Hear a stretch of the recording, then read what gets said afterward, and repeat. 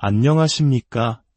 삶의 지혜와 깊이를 탐구하는 이 시간, 여러분과 함께하게 되어 기쁩니다. 오늘 우리가 나눌 이야기는 어쩌면 많은 분들이 마음속 깊이 품고 있는 질문일지도 모릅니다. 어디로 가야 할지 모를 때 우리는 과연 무엇부터 시작해야 하는가? 이 질문은 막막하고 거대하게 느껴질 수 있습니다. 하지만 그 해답은 의외로 우리 가장 가까운 곳에 있을지 모릅니다. 오늘의 이야기가 여러분의 마음에 작은 울림을 주고 삶의 방향을 설정하는 데 도움이 되기를 바랍니다. 이 지혜의 말씀이 더 많은 이들에게 닿을 수 있도록 이 영상을 공유하고 좋아요를 눌러주시는 것은 어둠 속에 있는 누군가에게 빛을 전하는 귀한 나눔이 될 것입니다. 여러분의 선한 영향력을 통해 하나님의 축복이 널리 퍼져나가기를 소망합니다.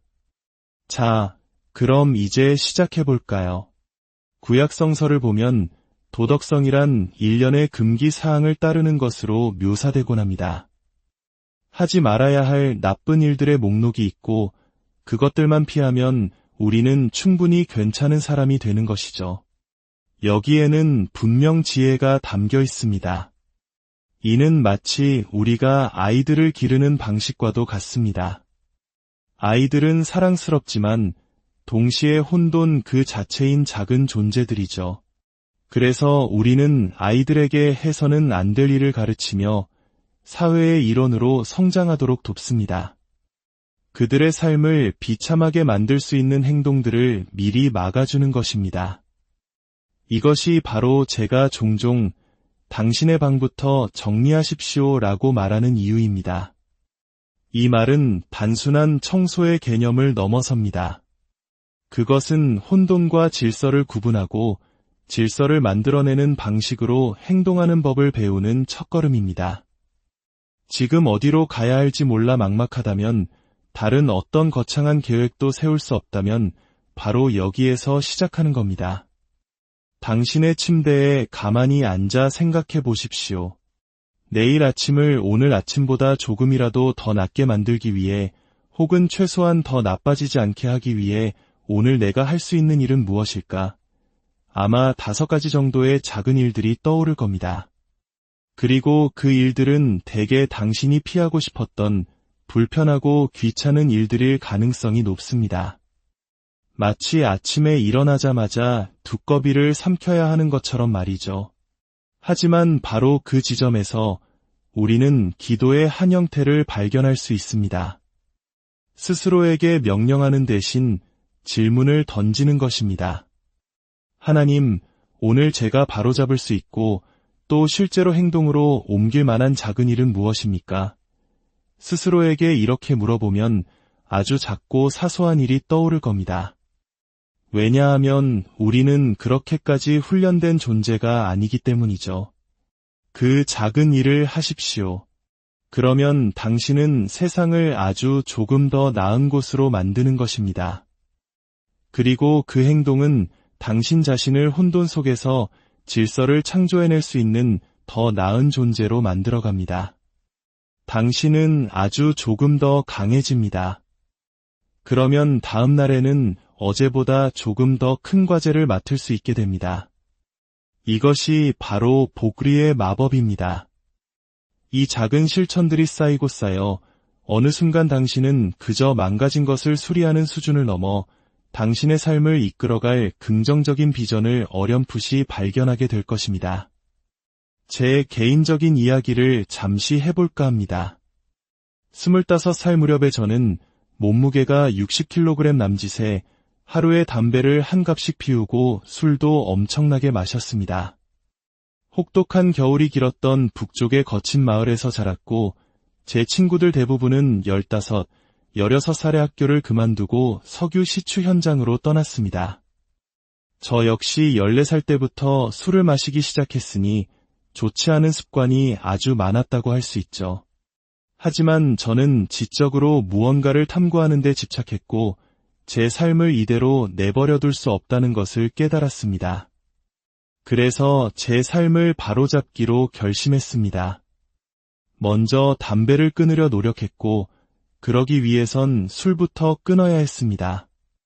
운동을 시작했고 어릴 땐 전혀 하지 않던 스포츠도 시작했습니다. 제가 씨름하던 어려운 문제들, 즉 삶의 의미와 같은 문제들을 계속 파고들기 위해서는 저의 무절제한 쾌락주의적 생활 방식을 포기해야만 했습니다. 그것은 일종의 희생이었습니다. 엉망인 삶을 멈추고 제 자신을 바로 세워야 했습니다. 여러분, 당신은 스스로 생각하는 것보다 훨씬 강한 존재입니다. 어쩌면 그 사실을 마주할 책임감이 두려워 외면해왔을지도 모릅니다. 새로운 탐험의 기회가 왔을 때 두려워서 물러섰던 적은 없으신가요?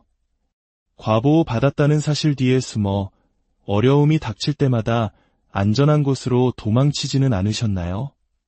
놀이터에서 다른 아이와 문제가 생겼을 때 스스로 해결해야 한다는 것을 알면서도 엄마에게 달려가 해결해달라고 부탁했던 어린 시절을 떠올려 보십시오. 그것이 비겁한 행동임을 알면서도 더 쉬운 길을 택했던 것입니다. 문제는 그렇게 하면 스스로 문제를 해결하는 법을 배우지 못한다는 것입니다. 그리고 마흔이 되어 고통스럽게 그 모든 것을 처음부터 다시 배워야 합니다. 두려움을 극복하는 과정도 이와 같습니다. 심리치료에서는 노출 요법이라는 것을 사용합니다. 당신이 두려워하는 것들의 목록을 만들고 가장 덜 두려운 것부터 아주 조금씩 감당할 수 있는 만큼만 마주하게 하는 것입니다. 엘리베이터를 두려워한다면 먼저 엘리베이터 사진을 보고 상상해보고 다음엔 멀리서 문이 열리고 닫히는 것을 지켜봅니다. 처음엔 심장이 뛰고 온몸이 떨리겠지만 그 자리에 머물러 지켜보면 놀랍게도 진정되는 자신을 발견하게 됩니다. 이 과정을 반복하며 당신은 무엇을 배울까요? 단순히 죽지 않는다는 사실이 아닙니다. 더 중요한 것은 내가 죽음의 위협을 견딜 수 있는 존재라는 사실을 배우는 것입니다. 그렇게 한 걸음씩 더 가까이 다가가다 보면 어느새 당신에게 엘리베이터는 더 이상 상징적인 무덤이 아니라 그저 평범한 이동수단이 되어 있을 겁니다. 그리고 당신은 이전보다 훨씬 더 단단하고 자신감 있는 사람이 되어 있을 것입니다. 이런 훈련을 통해 내면의 힘을 기른 사람들은 종종 이전에는 하지 못했던 방식으로 주변 사람들에게 당당히 맞서기 시작합니다. 자신의 목소리를 내고 부당함에 아니오라고 말할 수 있게 되는 것입니다. 우리의 삶은 여러 영역으로 이루어져 있습니다. 직업, 가족, 친구, 그리고 나 자신을 위한 의미 있는 활동들. 어떤 사람들은 오직 직업에만 모든 것을 겁니다. 일주일에 70시간, 80시간씩 일하며 아주 좁은 분야에서 비범한 성공을 거두려 하죠. 하지만 그 대가로 삶의 다른 모든 것을 잃습니다. 가족과 함께할 시간도, 여가를 즐길 줄 아는 법도 잊어버립니다. 물론 한 분야의 천재가 되기 위해서는 그런 희생이 필요할지도 모릅니다. 하지만 그것은 극소수의 길이며 매우 위험한 도박입니다. 대부분의 사람들에게 건강한 삶이란 여러 영역에 자신을 분배하며 균형을 맞추는 것입니다. 직업, 가족, 친구, 취미. 이 4가지 기둥만 잘 세워도 인생은 꽤나 안정적입니다. 그중 하나가 무너지더라도 삶 전체가 무너지지는 않기 때문입니다. 물론 이렇게 균형을 추구할수록 어느 한 분야에서 압도적인 성공을 거두기는 어려워집니다. 하지만 인생 전체를 놓고 봤을 때 이것이 바로 이기는 전략일 수 있습니다. 어떤 직업을 갖든 그 분야에서 유능하고 정직한 전문가가 되는 것이 중요합니다. 제가 예전에 만났던 한 배관공은 자신의 실력을 너무 과신한 나머지 제가 테스트를 해보겠다고 했을 때 내 기술은 셀 리가 없다고 장담했습니다. 하지만 그가 작업한 배관 30곳에서 물이 샜고 저는 밤새 그것을 수리해야 했습니다. 세상에는 문제를 일으키는 사람이 아니라 문제를 해결하는 사람이 필요합니다. 배관공이든 변호사든 기술자든 상관없습니다. 자신의 일을 제대로 아는 전문가가 되십시오. 유능하고 윤리적인 사람과 일하는 것은 정말 즐거운 경험입니다. 그들은 무엇을 할 것인지, 비용이 얼마인지 명확히 말하고 약속한 대로 일을 해내고 완벽한 결과물을 보여줍니다. 이것이 바로 진정한 능력의 위계질서가 작동하는 방식입니다. 만약 당신이 한 분야에서 실패했다면 다른 분야에서 다시 시도하면 됩니다. 중요한 것은 정상을 향해 나아가려는 그 자세입니다. 정상을 향하려는 노력조차 하지 않는다면 무엇을 하겠습니까? 그저 무기력하게 삶을 불평하고 원망하며 살아가겠습니까? 그것은 당신을 비참하게 만들 뿐입니다. 저는 젊은이들에게 이렇게 말하고 싶습니다. 당신이 무엇을 하든 상관없습니다. 하지만 제발 세상에 나가서 당신 자신을 가치 있는 존재로 만드십시오. 정직한 사람이 되어 부지런히 일하고 당신이 오르고자 하는 그 분야의 정상에 도달하십시오. 존경받을 만한 인간으로서 당당히 일어서고 세상의 어둠이 아닌 빛이 되십시오. 놀랍게도 오늘날 젊은이들은 이런 말을 그 누구에게서도 듣지 못했습니다. 그래서 그들은 이런 메시지에 목말라 있습니다. 누군가 다가와 이봐, 정신 차리고 스스로를 단련하고 진실을 말하는 법을 배우게. 한두 해만 한 가지에 집중하면 자네는 세상을 놀라게 할 인물이 될 수 있어 라고 말해주기를 간절히 기다리고 있습니다.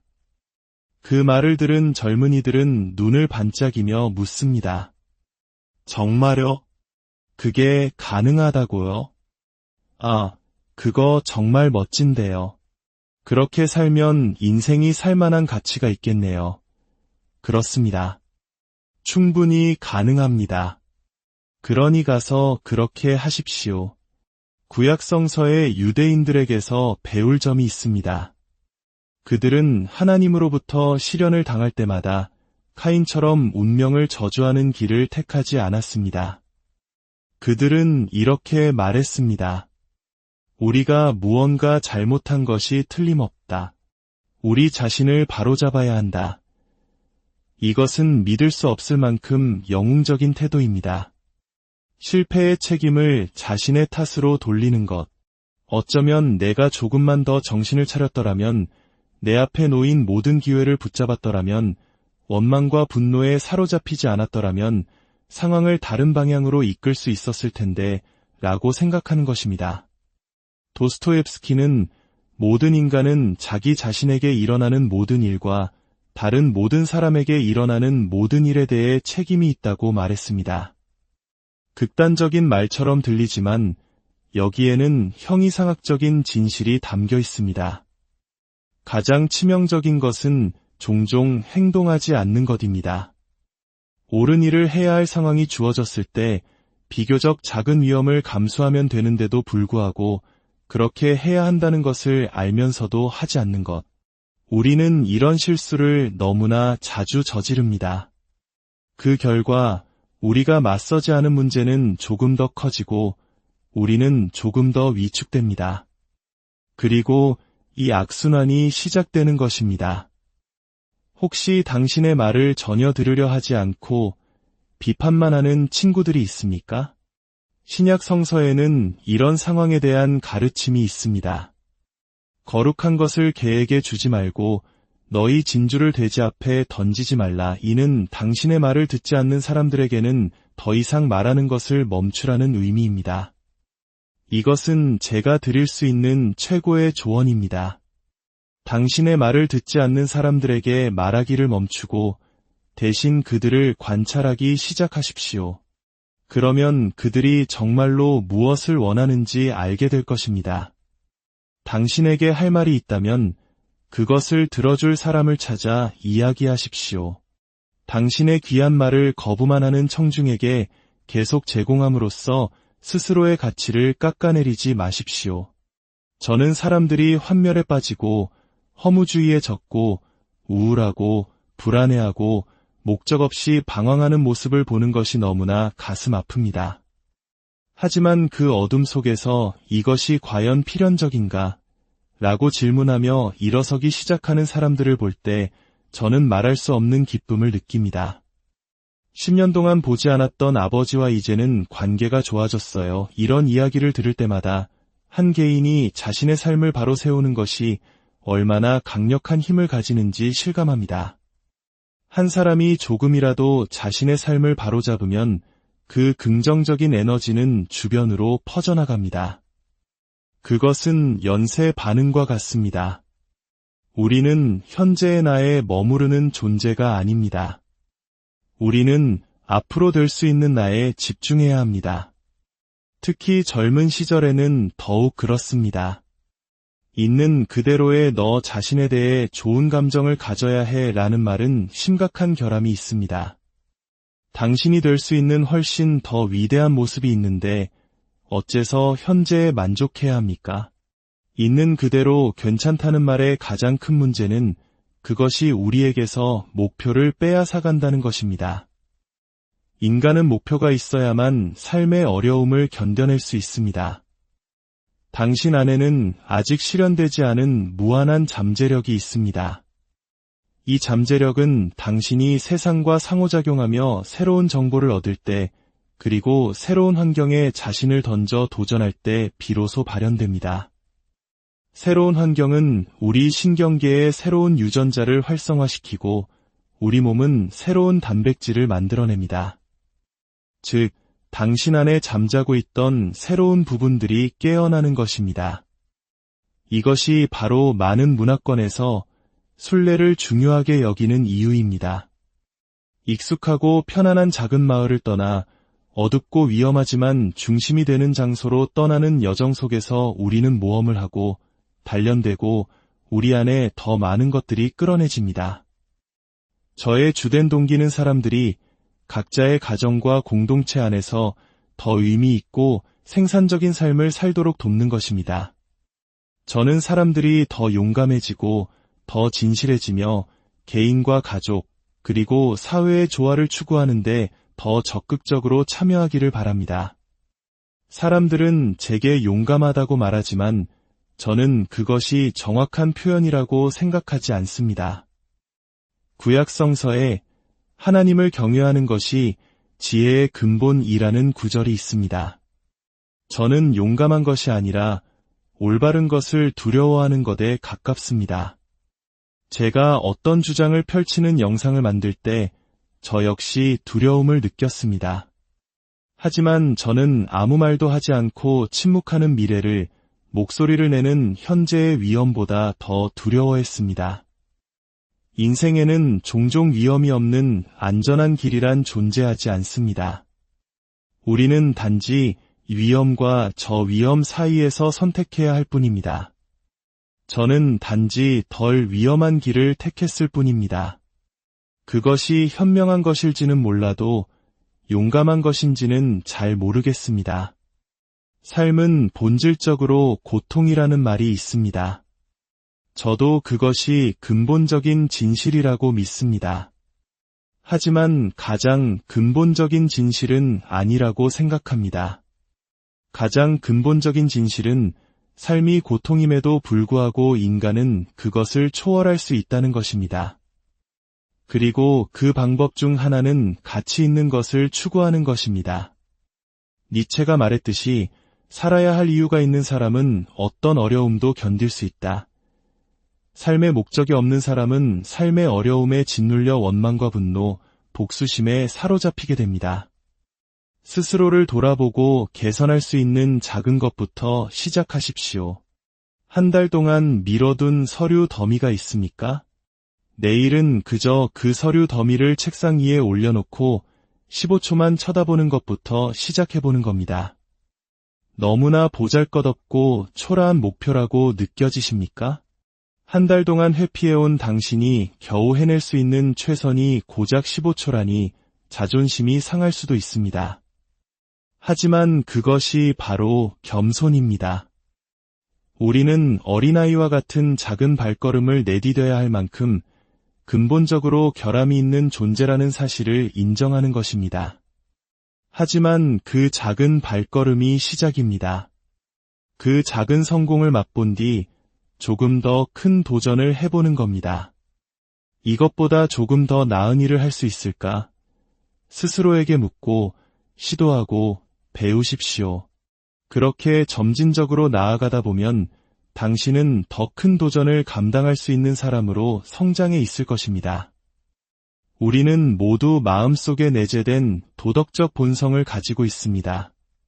비겁하게 사는 것보다 용감하게 사는 것이 낫다는 것을, 거짓 속에서 사는 것보다 진실하게 사는 것이 낫다는 것을, 자신의 책임을 다하며 앞으로 나아가는 것이 옳다는 것을 우리 모두는 알고 있습니다. 당신이 인생의 길을 잃고 헤맬 때 새벽 3시에 잠에서 깨어 자신의 무가치함과 나태함을 자책하게 만드는 내면의 목소리, 그것이 바로 그 증거입니다. 그 양심의 목소리로부터 아무도 도망칠 수 없습니다. 사람들은 제게 말합니다. 당신은 내가 항상 진실이라고 알고 있었지만 말로 표현할 수 없었던 것들에 언어를 부여해 주었습니다.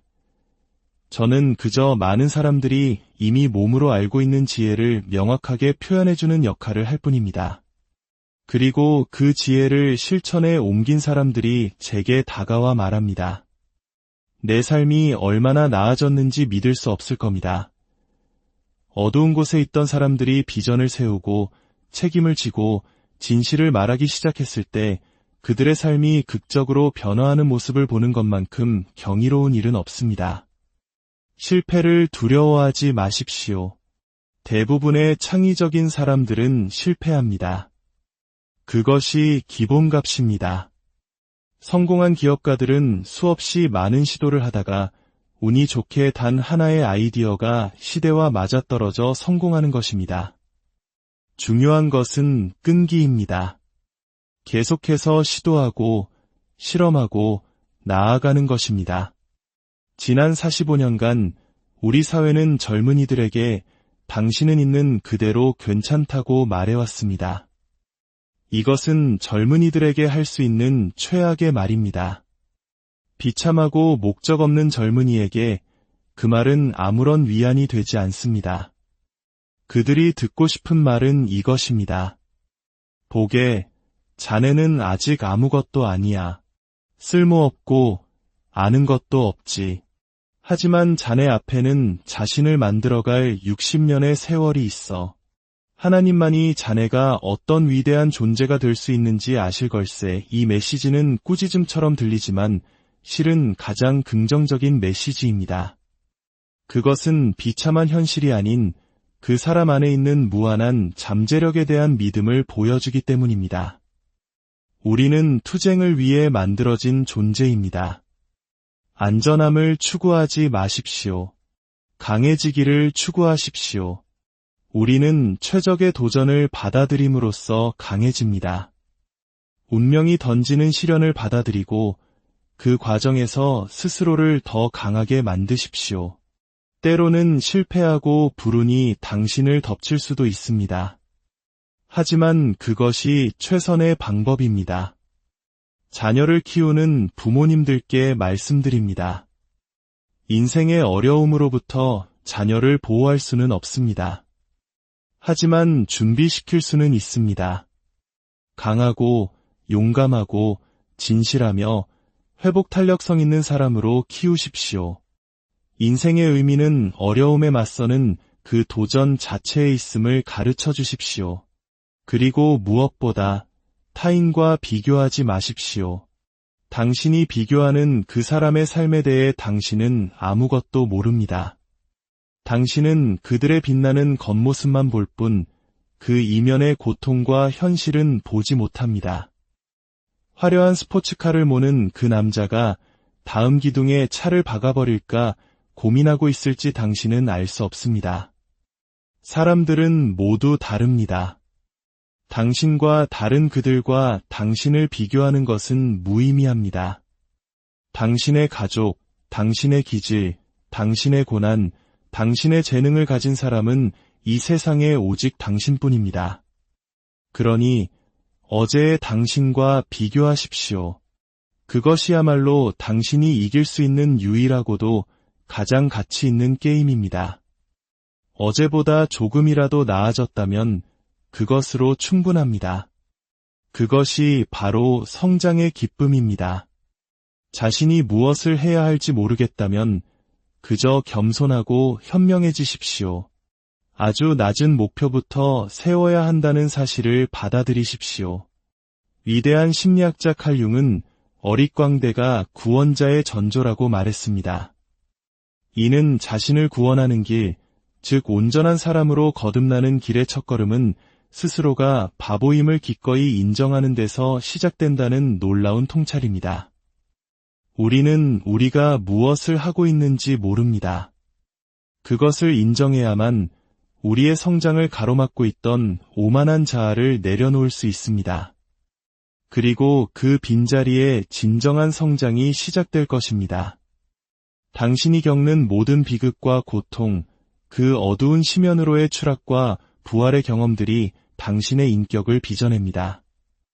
그 과정 속에서 당신은 스스로가 얼마나 위험하고 강력한 존재가 될 수 있는지 깨닫게 될 것이며 그 힘을 선한 방향으로 통합하여 누구도 함부로 할 수 없는 단단한 사람이 될 것입니다. 삶의 의미를 찾는 것은 사치가 아닙니다. 그것은 도덕적 의무입니다. 그것은 행복을 추구하는 것과는 다릅니다. 의미 있는 삶은 때로 엄청난 희생을 요구합니다. 하지만 그 길을 걸을 때 우리는 삶의 고통을 견뎌낼 힘을 얻습니다. 당신의 삶을 의미로 가득 채우십시오. 정확한 말로 자신을 표현하는 법을 배우십시오. 창세기에서 하나님은 말씀으로 세상을 창조하셨고 아담에게 모든 동물의 이름을 짓게 하셨습니다. 이름이 붙여지기 전까지 그것들은 혼돈 속에 잠재된 가능성일 뿐이었습니다. 우리의 언어도 마찬가지입니다. 모호하고 형체 없는 문제에 이름을 붙여줄 때 비로소 우리는 그것을 다룰 수 있게 됩니다. 많이 읽고 많이 쓰십시오. 하루에 15분이라도 꾸준히 당신의 생각을 글로 적어보십시오. 10년이 지나면 당신의 사고는 놀랍도록 명료해져 있을 것입니다.